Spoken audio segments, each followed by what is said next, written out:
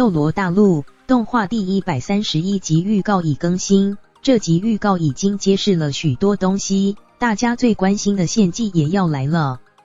唐三进入星斗大森林，不过胡列娜尚未出发，剧情有变。武魂殿贼喊捉贼。猎魂行动第一部算是基本成功，武魂殿出动数万魂师，联合下四宗一起对七宝琉璃宗、蓝电霸王龙宗发动突袭。七宝琉璃宗遭受重创，蓝电霸王宗被灭，一片血与火海，非常凄惨。事后，武魂殿竟然发出声明，要严惩毁灭两大宗门的幕后真凶，简直就是贼喊捉贼，恶人先告状。不过追查真凶已经不重要了，明眼人都知道就是武魂殿干的，可是又能怎么办？武魂殿不愿与两大帝国撕破脸，两大帝国也不敢啊。魂师界人人自危，改变大陆局势的时候到了。胡列娜现在才出场，剧情有变。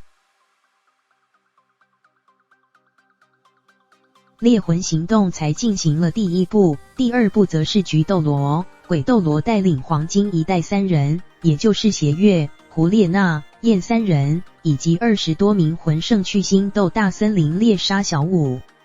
这个行动应该是同步进行的，也就是说毁灭两大宗门的同时，胡列娜一行人应该就已经出发了，可是剧情似乎改变了。但胡列娜直到现在也没出发，而且看比比东的意思是让胡列娜去支援他们。如果真是如此，唐三会先一步遭遇武魂殿一行人，而胡列娜此时又不在，唐三用出了昊天锤，他要怎么取信武魂殿？武魂殿又怎么会不杀他呢？唐三进入森林，献祭江陵。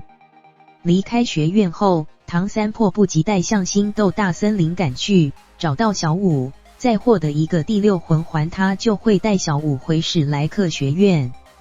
为了找寻小舞，唐三用蓝银黄联系所有蓝银草。不过唐三用蓝银黄联系森林里的蓝银草时，发现了不一样的东西。沟通所有蓝银草后，唐三听到蓝银草说话，他们都感到了害怕。而这份害怕显然不可能是因为唐三，而是有未知的强大存在进入了森林，数量众多。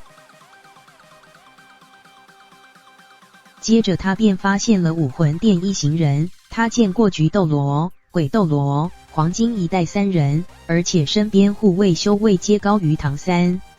以唐三的聪明，他怎么会猜不到这样的强大阵容是要对付谁了？肯定是小舞，这注定是场恶战。献祭江陵，敬请期待年终大戏。斗罗大陆131集先行，手握昊天锤，唐三战封号斗罗，献祭开始。斗罗大陆130集的故事即将在本周上映，在结束了猎魂行动之后，武魂殿开始下一步的计划，猎杀10万年魂兽。与此同时，唐三也终于是来到了星斗大森林，寻找着自己的挚爱小舞。按照以往的惯例，官方也公布了斗罗大陆131集的先行图，下面就让小新为大家介绍一下吧。官方先行图。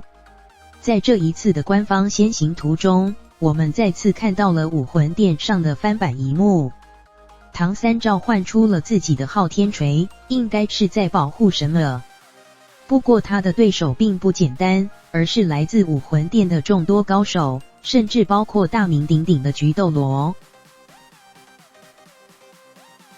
虽然唐三的实力有了很大的进步，甚至拥有了蓝银领域和杀神领域，但是等级的差距、支援的不足，却依旧让唐三感到绝望。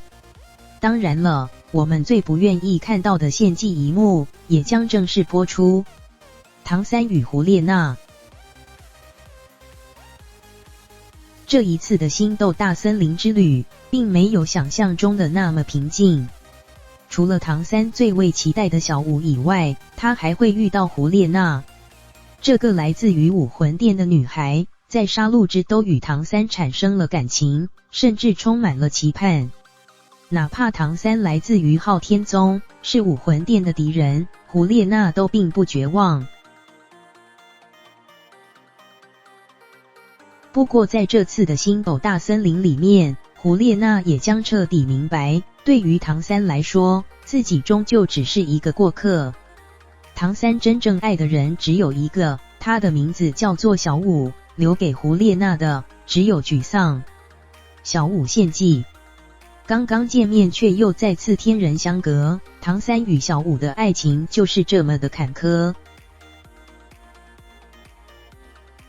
原本小舞刚刚处于成熟期，却遭遇到了武魂殿精英的追杀。更为糟糕的是，星斗大森林的人面魔蛛让小舞的伤势雪上加霜。比起史莱克七怪其他两对情侣来说，唐三要面对的是更加困难的挑战。来自武魂殿的追杀，自身实力的不足，复活小舞的苛刻。不过没有压力，哪来的动力？唐三的实力正是在这样的环境下不断成长。小心点评，不知道大家是否有注意，斗罗大陆的小篇章从星斗献祭变成了瀚海乾坤。这也意味着斗罗大陆的故事进入到了全新的章节。对于35党来说，这一段故事会十分的纠结，因为小舞为唐三献祭了。这对痴情的恋人还没来得及说几句话，就又面对了分离。